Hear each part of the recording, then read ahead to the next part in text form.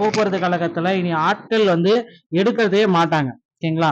So டிஎன்எஸ்டிசில சேரணும் அப்படின்னா அந்த ஃபர்ஸ்ட் எய்ட் சர்டிபிகேட் இது தேவை கண்டிப்பாக அப்படின்னு சொல்லிட்டு இருக்காங்க. இது யாருக்கு ஃபர்ஸ்ட் எய்ட் சர்டிபிகேட் எடுக்கணும், யாரெல்லாம் அந்த ஃபர்ஸ்ட் எய்ட் சர்டிபிகேட் எடுக்க தகுதியான நபர்கள், இவைகளை பற்றி தான் இந்த ஒரு வீடியோல முழுக்க நம்ம பார்க்க போறோம். நீங்க நம்முடைய சேனலை முதல் முறையா பாக்குறீங்க அப்படின்னா மறக்காம ஒரு சப்ஸ்கிரைப் பெல்ல கிளிக் பண்ணி வச்சுக்கோங்க. ஸோ வாங்க வீடியோக்குள்ள போகலாம்.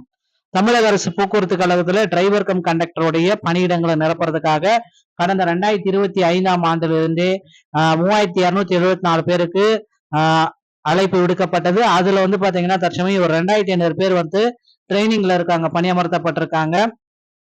மீதி ஒரு 850 பேருக்கு அப்பாயின்மெண்ட் ஆர்டர் வரல. இந்த 850 பேரும் யார், அதுதான் இப்ப கேள்விக்குறியா இருக்கு. 850 பேர்ல நிறைய பேர் மெரிட் லிஸ்ட்ல வந்த கேண்டிடேட் இருக்காங்க. ஏன்னா அவங்கள விட கம்மியான மதிப்பெண்கள் எடுத்தவங்க இப்ப ட்ரைனிங்ல இருக்காங்க, அப்பாயின்மெண்ட் ஆகி வண்டி ஓட்டிட்டு இருக்காங்க, வண்டி ஓட்ட தெரியாம ஓட்டிட்டு இருக்காங்க, வளைக்க தெரியாம ஓட்டிட்டு இருக்காங்க, வண்டி ஸ்டேரிங்க பிடிக்கவே தெரியல, கண்டக்டர் விசில் அடிக்கவே தெரியல. இவங்க எல்லாமே வந்து பாத்தீங்கன்னா ட்ரைனிங் பீரியட்ல இப்ப ட்ரைனிங் எடுத்துட்டு இருக்காங்க.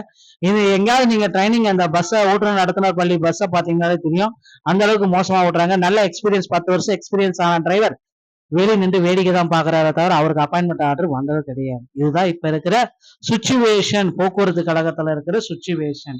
எப்பொழுது இந்த நிலைமை மாறும், எப்பொழுது வெளியே நின்று வேடிக்கை பார்க்கிற நல்ல மெரிட் லிஸ்ட் கேண்டிடேட் ஆன டிரைவருக்கு எப்ப அப்பாயின்மெண்ட் ஆர்டர் கொடுப்பாங்க, இதுதான் இப்பொழுது கேள்விக்குறியா இருக்கு. சோ அவங்களுக்கு வந்து பாத்தீங்க அப்படின்னா எலெக்ஷன் முடிஞ்ச உடனே அப்பாயின்மெண்ட் ஆர்டர் வரும் அப்படின்ற மாதிரி சில தகவல்கள் நமக்கு கசிஞ்சிருக்கு. சோ மேற்படி பாக்குறப்ப கிட்டத்தட்ட ஒரு 8000 பேர் வந்து பாத்தீங்க அப்படின்னா அவங்களோட அழைப்பு கொடுத்து ஒரு 800 பேர் அதுல இருந்து எடுப்பாங்க அப்படின்ற மாதிரி எதிர்பார்ப்புகள் போயிட்டு இருக்கு. சரிங்களா? சோ டிஎன்எஸ்டிசி உடைய தேர்வுல நிறைய முறைகேடுகள் இந்த மாதிரி போயிட்டு இருக்கு. இந்த முறைகேடுகளை தவிர்க்கணும் அப்படின்ற மாதிரி பலதரப்பட்ட கோரிக்கைகள் போயிட்டு இருக்கு. நிச்சயமா அந்த கோரிக்கைகளை ஏற்பாங்க அப்படின்னு பார்க்கலாம். இன்னைக்கு இந்த 2026ல 25,000 காலி பணியிடங்கள், டிரைவர் ஒரு 10,800 பேரு, கண்டக்டர் ஒரு 8,000 பேரு, ஏஇ டெக்னிக்கல் அசிஸ்டன்ட், இப்படி அனைத்து பணியிடங்களுமே நிரப்ப போறாங்க. சோ கண்டிப்பா போக்குவரத்து கழகத்துல ஒரு 25,000 காலி பணியிடங்கள் இருக்கும் அப்படின்னு எதிர்பார்க்கலாம். நிறைய பேர் சொல்லிட்டு இருக்காங்க போக்குவரத்து கழகத்தை தனியார் வசமா மாத்திடலாம். ஏன்னா இனி வந்து காலங்கள் வந்து பாத்தீங்கன்னா போக்குவரத்து கழகத்துல அரசு வந்து பாத்தீங்கன்னா ஆண்களுக்கும் இலவசன்ற அறிவிப்பு வந்துருச்சு அப்படின்னா தனியார் வசம் மாத்திடுவாங்க. இனி போகிறப்போ வந்து பாத்தீங்கன்னா கடுமையாக இருக்கும் போக்குவரத்து விதிகள். சோ எதிர்பார்க்கலாம்.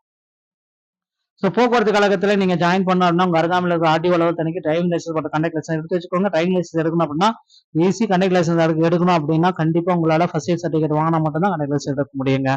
ஸோ இந்த விதிமுறைகளை பின்பற்றி தான் போக்குவரத்து கழகத்துல இப்ப நீங்க பணியமர்த்தப்படுவீர்கள். இந்த மாதிரி தகவல்களை நீங்க உடனுக்குடன் தெரிஞ்சுக்கணும் அப்படின்னா நீங்க நம்முடைய சேனலோட இணைந்தீர்கள். மீண்டும் ஒரு நல்ல தகவலோட நான் உங்களை சந்திக்கிறேன். நன்றி, வணக்கம். தேங்க்யூ.